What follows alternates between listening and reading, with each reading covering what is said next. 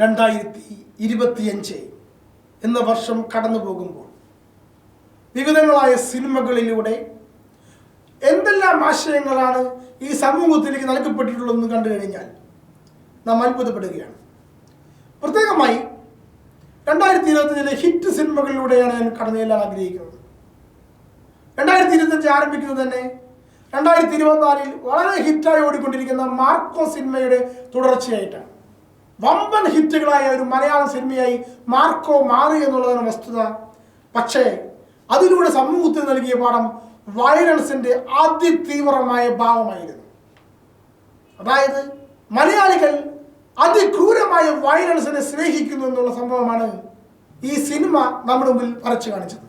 ആദിമ സഭയിൽ റോമിലെ ജനത കൊളോസിയത്തിൽ നിന്നുകൊണ്ട് അതിവൈകാരികമായ വയലൻസിനെ ഇഷ്ടപ്പെട്ടുകൊണ്ട് സിംഹങ്ങൾക്ക് മുമ്പിലേക്ക് എറിയപ്പെടുന്ന മനുഷ്യരെ, അതിക്രൂരമായി കൊല ചെയ്യപ്പെടുന്ന അടിമകളെയെല്ലാം കാണുന്ന രീതിയിൽ ദ്വന്ദ്വയുദ്ധം നടത്തുന്ന വ്യക്തികളെ കണ്ട് രസിച്ച് രക്തം കണ്ട് രസിക്കുന്ന ആ രീതിയിലുള്ള വൈകാരികതയെ നമ്മുടെ മലയാളി പ്രേക്ഷകരിലേക്ക് നൽകുന്നതിന് മാർക്കോ സിനിമ കാരണമായി എന്നുള്ള വസ്തുത നാം മനസ്സിലാക്കണം.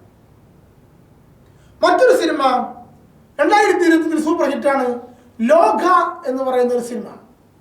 ഇപ്രകാരം പറയും: സ്ട്രീറ്റ് ലൈറ്റ് വന്നപ്പോൾ അപ്രത്യക്ഷമായ പ്രേതങ്ങൾ, യക്ഷികൾ ഇവയെല്ലാം മറ്റൊരു ഭാവത്തിലും രൂപത്തിലും നമ്മുടെ സമൂഹത്തിൻ്റെ ഉള്ളിൽ ജീവിക്കുന്നുണ്ടെന്നുള്ളൊരു ധ്വനി വരുത്തുന്ന തരത്തിൽ അവതരിപ്പിച്ചിരിക്കുന്ന സിനിമ സമൂഹത്തിന് നൽകിയിരിക്കുന്നത് അന്ധവിശ്വാസത്തിന്റെ മെസ്സേജ് ആണെന്ന കാര്യം നമ്മൾ മനസ്സിലാക്കണം. മറ്റൊരു സൂപ്പർ ഹിറ്റ് പടമാണ് ഈ വർഷം തന്നെ ഇറങ്ങിയ എമ്പുരാൻ എന്നൊരു പടം. ലെവത്തിയോൺ എന്ന് പറയുന്ന ഒരു പിശാചിന്റെ സിംബിളുമായി ഇറങ്ങിയ, പ്രത്യേകിച്ച് സാത്താന്യ ആരാധനയെ പ്രൊമോട്ട് ചെയ്യുന്ന രീതിയിലുള്ള സിംബലുകൾ അവതരിപ്പിച്ചുകൊണ്ട് തകർന്ന കുരിശിനെയെല്ലാം അടയാളപ്പെടുത്തിക്കൊണ്ട് ഈ ഒരു സിനിമ മലയാളികളുടെ ഇടയിലേക്ക് സൂപ്പർ നായികമാർ ഇറക്കിയപ്പോൾ അത് മലയാളികളെ സ്വാധീനിക്കുകയും മലയാളികളുടെ ഉള്ളിലേക്ക്, യുവാക്കൾക്കിടയിലേക്ക് സാത്താന്യ ചിഹ്നങ്ങളെ അവരറിയാതെ അവരുള്ളിൽ കോറിയിടുകയും ചെയ്തു എന്നുള്ള വസ്തുത നാം കാണുകയാണ്. മലയാള സിനിമയിൽ മറ്റൊരു സിനിമ ഇറങ്ങുകയാണ്. അത് പൊന്മാൻ എന്നൊരു പടമാണ്. അതൊരു ഹിറ്റ് പടമായി മാറിയിരിക്കുകയാണ്. പൊന്മാൻ എന്ന് പറയുന്നത് ലോ ബഡ്ജറ്റിൽ ഇറങ്ങിയ ഒരു പടമാണ്. അത് ഹിറ്റായി മാറി എന്നുള്ള വസ്തുത മറ്റൊരു കാര്യം വരച്ചു കാണിക്കുകയാണ്. സ്ത്രീധന വിഷയവും അതിന് പുറകിലുള്ള കൊലപാതകവുമാണ് അതിൻ്റെ ഒരു കഥയായി മാറുന്നത് എന്നുള്ള വസ്തുത മനസ്സിലാക്കണം. സ്ത്രീയെ സ്വർണത്തിന് തൂക്കി വിൽക്കുന്ന ഒരു സമൂഹത്തിനെതിരെ പ്രതികരിച്ചൊരു സിനിമയായി നമുക്കതിനെ കാണാൻ സാധിക്കും.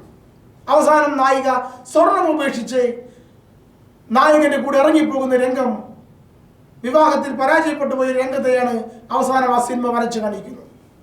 മലയാള സിനിമയിൽ ഇറങ്ങിയ ഈ വർഷം ഇറങ്ങിയ മറ്റൊരു സിനിമയാണ് പടക്കളം എന്നൊരു സിനിമ. പടക്കളം എന്ന സിനിമയുടെ ഒരു പ്രത്യേകത, വ്യക്തികൾക്കുള്ളിൽ പരകായ പ്രവേശം നടത്തുന്ന രീതിയിലുള്ള അവതരണം, 3 പേർക്കിടയിലുള്ള ഒരു പരകായ പ്രവേശത്തിന് ആ സിനിമ അവതരിപ്പിച്ചിരിക്കുകയാണ്. പ്രിയപ്പെട്ട സഹോദരങ്ങളെ, പ്രത്യേകമായി സത്ത എന്താണ്, ആളത്വം എന്താണെന്നുള്ള വസ്തുതയെക്കുറിച്ച്, പരിശുദ്ധ തത്വത്തെക്കുറിച്ച് പഠിപ്പിക്കുമ്പോൾ വളരെ കഷ്ടപ്പെട്ട് അതിനെക്കുറിച്ച് മനസ്സിലാക്കി കൊടുക്കുവാനുള്ള ശ്രമങ്ങൾ അധ്യാപകർ നടത്തുമ്പോൾ ഈ സിനിമ അതിനെ വരച്ചു കാണിക്കുകയാണ്. മറ്റു ആളത്വങ്ങളിൽ വേറൊരു സത്ത പ്രവേശിക്കുന്നതായി അവതരിപ്പിച്ചിരിക്കുന്ന ഒരു പടമായി നാം ഇതിനെ കാണുകയാണ്. പടക്കളം എന്ന സിനിമയിൽ ഒരു വ്യക്തി മറ്റൊരു വ്യക്തിയുടെ സത്ത പ്രവേശിക്കുന്നു, ആളിനെ ഉപയോഗിക്കുന്നു എന്ന രീതിയിൽ 3 പേർ പരസ്പരം മാറുന്നതായി കാണാൻ സാധിക്കുകയാണ്. ഈ സിനിമയുടെ ഈ കാലഘട്ടങ്ങളിലുള്ള വ്യത്യസ്തമായ ഭാഷ്യങ്ങളിലൂടെ പല പഠന സംബന്ധമായ തത്വചിന്തപരമായ വിഷയങ്ങളെ അവതരിപ്പിക്കാൻ സാധിക്കുമെന്നുള്ള ഒരു വസ്തുത ഈ സിനിമ നമുക്ക് മുമ്പിൽ തുറന്നിട്ട് തരുന്നുണ്ട്. മറ്റൊരു പുതിയ പടം, മമ്മൂട്ടി നായകനായ കളങ്കാവിൽ എന്നൊരു സിനിമ, വളരെ സാഡിസ്റ്റായ ഒരു മനുഷ്യന്റെ കഥ ഇതിലൂടെ അവതരിപ്പിക്കുകയാണ്. ഇതിലൂടെ നമുക്ക് നമ്മുടെ ഉള്ളിലേക്ക് അറിഞ്ഞും അറിയാതെയും കടന്നു വരുന്ന ഒരു സാഡിസ്റ്റ് സ്വഭാവത്തെക്കുറിച്ചുള്ള ഒരു ചിത്രീകരണമായി ഇതിനെ കാണുകയാണ്. ഇപ്രകാരം വിവിധ സിനിമകൾ ഈ സമൂഹത്തിൽ വ്യത്യസ്തമായ ആശയങ്ങളെയും വ്യത്യസ്തമായ ചിന്താഗതികളെയും നമ്മുടെ സമൂഹത്തിലേക്ക് അറിഞ്ഞും അറിയാതെയും നൽകുന്നുണ്ടെന്നുള്ള വസ്തുത മനസ്സിലാക്കിക്കൊണ്ട് വേണം ഈ സിനിമകളെ നാം കയ്യും നീട്ടി സ്വീകരിക്കുവാൻ.